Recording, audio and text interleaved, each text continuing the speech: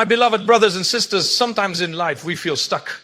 The income is not increasing. Opportunities are not opening. Doors seem closed. You make effort. You apply. You try. You struggle. Yet nothing moves. And a question begins to form in your heart. Is my rizq blocked? First, understand something very clearly. Your rizq was written before you were even born. The one who created you, the one who provides for the birds in the sky and the fish in the ocean, already decreed what will reach you. No human being can steal what is written for you. No competition can reduce what Allah has allocated to you. But here is the reality. While rizq is written, our actions affect its flow and its barakah. Sometimes we complain about lack of provision, but we forget to examine our relationship with Allah. We forget that sins create distance. And distance from the provider affects the sweetness and blessing of what we receive forgiveness and blessing, of what we receive forgiveness sincerely. How often do we say astaghfirullah with reflection? The Quran reminds us of the people of Nuh, peace be upon him, when he told them to seek forgiveness and Allah would send rain and increase them in wealth and children. Istighfar is not just words, it is a key, a powerful key. And then comes Friday, a blessed day, a weekly Eid for the believers. And now imagine it falls in Ramadan, two oceans of mercy meeting each other. Ramadan is the month of Barakah. The month when the gates of Jannah are open and the gates of Jahannam are closed. The month when your dua travels faster, when your tears are more valued, when your dhikr weighs heavier on the scale. Now combine that with Friday, a day in which there is an hour where dua is accepted. So I ask you, if your rizq feels blocked, what are you doing on Friday in Ramadan? Are you increasing your salawat upon the Prophet, peace be upon him? Are you increasing your istighfar? Are you giving charity, even if it is small? Are you making sincere dua in the last hour before Maghrib? Sometimes we search for financial solutions when the real solution is spiritual correction. Allah tells us that whoever has taqwa, He will make a way out for them and provide from where they never expected. Notice from where they never expected. Notice from where they never expected. Rizq does not always come from the direction you are looking at. You may be waiting for one door to open while Allah plans a completely different door for you. But taqwa is the condition. And what is taqwa? It is consciousness of Allah in private before public. It is controlling the tongue. It is lowering the gaze. It is fulfilling salah properly. It is cleaning the heart from envy and hatred. When the heart becomes clean, rizq flows with barakah. Do not misunderstand. Rizq is not only money. Rizq is peace. Rizq is health. Rizq is health. Rizq is obedient children. Rizq is obedient children. Rizq is contentment. Some people earn millions yet cannot sleep peacefully. Others earn little yet sleep with a heart full of gratitude. So perhaps your rizq is not blocked. Perhaps your definition of rizq needs correction. On this blessed Friday in Ramadan, make a decision. Increase your dhikr. Say Subhanallah, Alhamdulillah, Alhamdulillah, Alhamdu Akbar. Say Astaghfirullah abundantly. Send salawat upon the Prophet, peace be upon him. Give charity quietly. Forgive someone. Repair a broken relationship. And then trust. Trust that Allah's timing is perfect. Delay is not denial. Silence is not rejection. Closed doors are not punishment. They are sometimes protection. When Allah withholds, He does so with wisdom. When He gives with wisdom. So instead of saying, my rizq is blocked, say, Ya Allah, purify me so that what you have written reaches me with barakah. And watch how your life begins to change, not only in wealth, but in tranquility. May Allah unlock for us doors of halal sustenance. Grant us barakah in what we have. Forgive our shortcomings and make this Friday in Ramadan a turning point in our lives. Ameen. My beloved brothers and sisters, one of the greatest comforts a believer can ever hold on to is this. Your rizq was written before you were even brought into existence. Before your first cry, before your first breath, before your name was chosen, your sustenance was already decreed. The one who created you, the one who fashioned your heart and placed you on this earth, already decided what will reach you and what will not. This belief should calm you. It should remove anxiety, because what is written for you cannot miss you, and what misses you was never meant for you. But then someone says, if my rizq is written, why do I feel stuck? Why do doors seem closed? Why does it feel blocked? Here is where we must understand something very important. Rizq is written, yes, but our actions can create barriers that deprive us of its barakah, its ease, and sometimes even delay what could have flowed smoothly. Sins are not small, we sometimes treat them lightly. A little dishonesty here, a little backbiting there, a missed salah, a broken promise. Looking at what is haram earning in a doubtful way, we think it's minor. Everyone does it. But every sin leaves a mark on the heart, and when the heart becomes heavy, the connection with Allah weakens. When the connection weakens, the sweetness of rizq disappears. You may still earn money. You may still receive opportunities, but something feels off. There is no peace. There is no satisfaction. There is constant stress. That is a sign that the flow of barakah is affected. Allah the Most High says in the Quran that if the people of the towns had believed and had taqwa, He would have opened upon them blessings from the heavens and the earth. Notice the word opened. Sometimes the issue is not absence of rizq. It is that the doors of blessing are closed due to our own actions. When a person persists in sin without repentance, they build invisible barriers. And these barriers do not block Allah's decree, because nothing can block His decree, but they block the ease and expansion that could have accompanied it. There is a difference between receiving something with struggle and receiving something with tranquility. Imagine two people earning the same amount. One earns it with constant anxiety, legal problems, health issues, family disputes. The other earns it with contentment, health and unity at home. The numbers may be the same, but the experience is completely different. That difference is barakah. Sometimes a person says, I work so hard, but nothing increases. My brother, my sister, when was the last time you examined your private life? When was the last time you made sincere tawbah? When was the last time you cried before Allah and said, Ya Allah, if my sins are blocking goodness, forgive me. Saije, we cannot expect divine openings while we continuously disobey the one who provides. And let us be honest with ourselves. Many times we are quick to blame the economy, people, family, connections. But we rarely pause and ask, what about my relationship with my Creator? The Prophet ﷺ taught us that a person can be deprived of provision because of sins they commit. Deprived does not necessarily mean completely cut off. It can mean deprived of growth, deprived of ease, deprived of satisfaction. So if you feel your rizq is blocked, do not fall into despair. Instead, fall into shawd. Do not complain more to people. Complain to Allah. Increase istighfar. Clean your income. Purify your intentions. Restore your salah. Repair broken ties. Remove oppression from your dealings. Because when the heart returns to Allah sincerely, barriers collapse. And remember this, Allah is our Razzaq, the provider. He is not stingy. He is not unjust. If something is delayed, there is wisdom. If something is withheld, there is protection. But if something feels tight, the first place to look is within. Fix the connection and watch how the flow changes. My beloved brothers and sisters, among the greatest gifts Allah has given us is a simple phrase that carries immense power, astaghfirullah. How often we say it casually, without reflection, without feeling, yet this single statement has the power to transform lives, to soften hearts, and yes, to unlock sustenance in ways we never imagined. Istighfar is not just a ritual utterance, it is an admission. It is humility, it is standing before Allah and saying, Ya Allah, I acknowledge my shortcomings. I admit my mistakes. I seek your forgiveness because I know I am weak and you are perfect. That humility attracts mercy.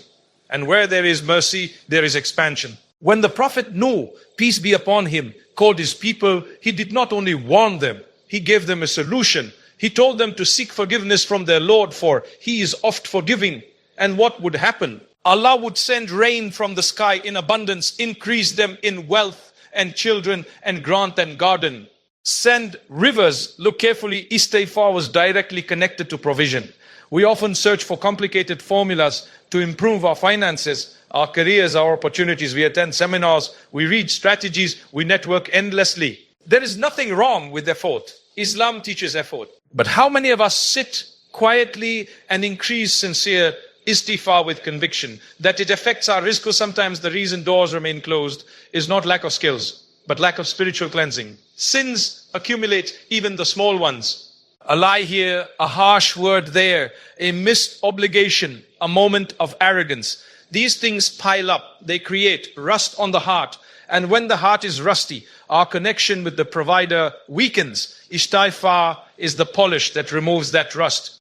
But it must be sincere. Sincere istighfar is not just repeating words while the heart is distracted. It is feeling regret. It is making an intention not to return to the sin. It is trying to correct what was wrong. When you wrong someone, you fix it. When you earn in a doubtful way, you purify it. When you neglect prayer, you return to it firmly. And then you say, Astaghfirullah with tears, not just with the tongue. There is something powerful about a servant who admits weakness. Allah loves that humility. He does not love arrogance. He does not love when we justify our sins and blame others. But when you lower yourself before Him, He raises you. How many people have shared stories of their lives changing when they committed to daily istighfar? Not magic, not superstition, but consistency. Saying it 100 times a day, 200 times, especially in the quiet moments, after Fajr, before sleeping, on Fridays, in Ramadan. And slowly they begin to notice shifts. Opportunities arise, problems ease, stress reduces, unexpected doors open. Is it coincidence or is it the promise of Allah? Remember, rizq is not only money. Sometimes you need clarity, that is rizq. Sometimes you need peace in your marriage, that is rizq. Sometimes you need peace in your marriage, that is rizq. Sometimes you need healing, that is rizq. Istighfar invites all forms of goodness. And do not think you are too sinful to be forgiven. That is a trick of shaitan. The very fact that you feel regret is a sign of iman. The door of repentance is open until the soul reaches the throat. So if you feel stuck, overwhelmed, financially strained, emotionally drained, increase your istighfar. Not mechanically, not absent-mindedly, but consciously. Say, Ja Allah, forgive me for what I know and what I do not know. Forgive my hidden sins and my public ones. Remove the barriers I built with my own hands. And then trust that the most forgiving will respond in ways you cannot predict. Because when forgiveness descends, provision follows with it. My beloved brothers and sisters, Allah in His infinite wisdom did not only give us seasons of mercy once a year, He gave us something beautiful every single week. A day that is unlike any other day. A day filled with opportunity, forgiveness, acceptance and renewal. That day is Jumu'ah Friday. Think about it. Every week, no matter how sinful you were, no matter how distracted you became, no matter how heavy your heart feels, Allah gives you a reset button, a fresh start, a spiritual cleansing. The Prophet ﷺ described Friday as the best day upon which the sun rises. It is not an ordinary day. It is honored in the sight of Allah. On this day, there is a special hour in which no servant asks Allah for something good except that He grants it. Subhanallah, one guaranteed moment of acceptance every single week, yet how many of us search for it? If your rizq feels tight, if your life feels heavy, if you sense that doors are not opening, Friday is your weekly opportunity to realign yourself. Look at how the Davidians, you are encouraged to wake up early, to purify yourself with ghusl, to wear clean clothes, to apply fragrance, to go early for the prayer. Even the preparation itself is symbolic. It is as if Allah is telling you, cleanse your body and now cleanse your soul.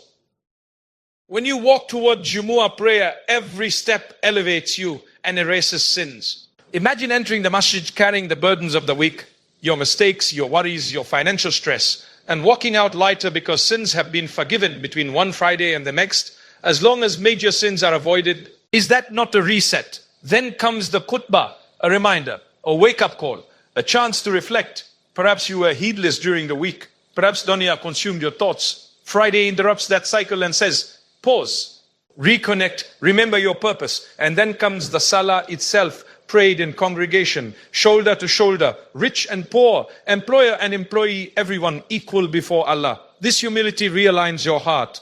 It reminds you that rizq does not define your worth. Status does not elevate you. Only taqwa does. But there is something even more powerful, the last hour before Maghrib on Friday. Many scholars mention that this is the most likely time for the hour of acceptance. How many of us use it? Instead of scrolling aimlessly, instead of wasting time, imagine sitting quietly, raising your hands and pouring your heart out to Allah. Ya Allah, if my rizq feels blocked, open it. If my sins are barriers, forgive me. If my heart is distracted, guide me. Every single week, you have this chance. And when Friday falls in Ramadan, it is light upon light, mercy upon mercy, reward multiplied. Mercy upon mercy, reward multiplied. Dua more powerful, tears more valuable. If you cannot change your life in such a moment, then when will you cite it? Sometimes we think change requires dramatic action. But Allah gave us consistent weekly renewal. Friday is not just a ritual. It is a spiritual maintenance system. It keeps the heart from drifting too far. It pulls you back before you are completely lost. So treat Friday differently. Increase your salawat upon the Prophet Solomon. Increase your dhikr. Increase your charity. Forgive someone, repair a relationship, sit with the Quran, make sincere dawah. Do not let Friday pass like any other day. Because perhaps the door you have been knocking on for months will open in that single accepted hour. Perhaps the rizq you have been waiting for is tied to a door you have not yet made. Every Friday is a reset. The question is, will you use it? My beloved brothers and sisters, when Ramadan arrives, it does not come empty-handed. It comes carrying mercy, forgiveness, elevation and barakah beyond what we can measure. It is not just a month of fasting from food and drink. It is a month where the entire atmosphere changes. The gates of Jannah are opened, the gates of Jahannam are closed, and the devils are chained. The environment becomes spiritually charged. Now imagine filling that environment with dhikr, remembrance of Allah. The dhikr in Ramadan is not ordinary dhikr. It is multiplied, it is elevated. It is heavier on the scale. A single Subhanallah in Ramadan is not like a Subhanallah outside of it. The reward is greater, the impact deeper, the barakah wider. Sometimes we underestimate the power of simple remembrance. We look for grand acts, long recitations, complicated routines, but dhikr is accessible to everyone, the young and the old, the wealthy and the struggling, the busy and the free. You can remember Allah while driving, while cooking, while walking, while resting. Your tongue can move even if your body is tired. And in Ramadan, that simple movement carries multiplied reward. But let us reflect deeper. Dhikr does not only earn reward in the hereafter, it transforms your dunya. When you constantly say, Alhamdulillah, gratitude settles in your heart. When gratitude settles in your heart, contentment follows. And contentment is one of the greatest forms of rizq. When you say Subhanallah, you are declaring that Allah is perfect, free from any deficiency. That means His decree is perfect. His timing is perfect. His timing is perfect. His distribution is perfect, even when you do not understand it. That belief removes anxiety. It softens worry. When you say Allahu Akbar, you are reminding yourself that Allah is greater than your debt, greater than your job worries, greater than your fears about the future, greater than the economy, greater than people's opinions. That reminder gives strength. It stabilizes the heart. And when the heart is stable, life becomes lighter. And when the heart is stable, life becomes lighter. Ramadan is the month of barakah. Barakah means increase, not always in numbers, but in benefit. A small income